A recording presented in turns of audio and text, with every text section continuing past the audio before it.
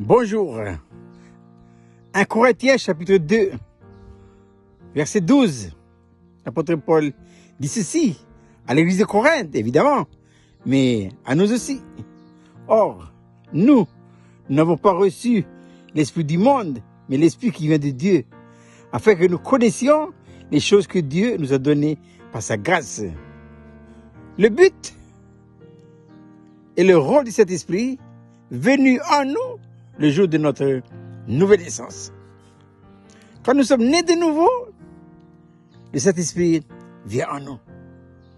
Et quand il vient en nous, il vient où? Il faut savoir, il vient se loger dans notre esprit. Et dans notre esprit, il y a 3 compartiments. D'abord, l'intuition, ensuite la conscience et après la communion. Dans chaque chambre, chacun a son rôle. L'intuition, c'est l'intelligence spirituelle des affaires de Dieu. La conscience, c'est l'arbitre qui dit oui ou non. C'est elle, c'est la conscience. Et ensuite, la communion, c'est notre relation, notre intimité avec le Créateur. Mais revenons au texte de ce matin. La mission. Il est venu pour faire quoi?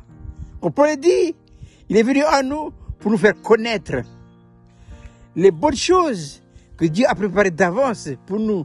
Comme dira Paul, choses que l'œil n'a pas vues, que l'oreille n'a pas entendues, qui ne sont pas montées au cœur de l'homme. Des bonnes choses que Dieu a préparées pour ceux qui l'aiment. Voilà. Mais il y a 2 conditions. D'abord, la nouvelle naissance, évidemment, pour donner au Saint-Esprit la possibilité de rentrer. Et une fois que cet esprit est rentré, deuxième condition, il faudrait que intérieurement nous soyons reconstitués. Pourquoi cette reconstitution est indispensable? Parce que lors de la chute dans le jardin d'Éden, l'homme a expérimenté un véritable désordre, un schisme. L'esprit a perdu sa place, notre esprit, et l'âme lui a usurpé une place qui ne doit pas lui revenir. Voilà. Et c'est pourquoi, à la rédemption, le Saint-Esprit vient. Il vient dans l'esprit. Mais il faut après ça l'œuvre de reconstitution. Sinon, le Saint-Esprit ne peut pas faire le boulot. Voilà. Donc, une fois l'œuvre de reconstitution faite, ça y est, la justice est rétablie et le Saint-Esprit commence le boulot de distribution. Voilà. Et c'est bonne chose que s'il a préparé d'avance pour vous et pour moi, ça y est, il sera dans les valises. Il suffit simplement de laisser faire le Saint-Esprit, de glorifier son œuvre en vous et en moi. C'est pourquoi nous devons glorifier, évidemment, le glorieux ministère du Saint-Esprit et lui donner toute la place. Mais, il y a toujours un mais. C'est quoi? Il faut qu'il règne. Qui? Par le Saint-Esprit, Jésus. Quand le Seigneur devient roi, que le Saint-Esprit prend les choses en main. Condition dès le départ pour le Saint-Esprit vient au monde. Il faut que Jésus soit Seigneur et roi au ciel. Ça c'est bon. Il n'y a pas de côte parce qu'il y a eu Seigneurie. Il n'y a pas de côte s'il n'y a pas de Seigneurie. Jésus qui l'a dit dans Jean chapitre 7. Voilà. Et quand il y a eu la Seigneurie au ciel, que le Saint-Esprit a pris les choses en main. C'est pourquoi, dans le grand discours de l'apôtre Pierre, le jour de la Pentecôte, il a dit quoi? Il a dit, ce Jésus que vous avez crucifié, ben Dieu l'a fait Seigneur et Roi. Et nous en sommes témoins. Témoins par quoi? Par la présence du Saint-Esprit en eux.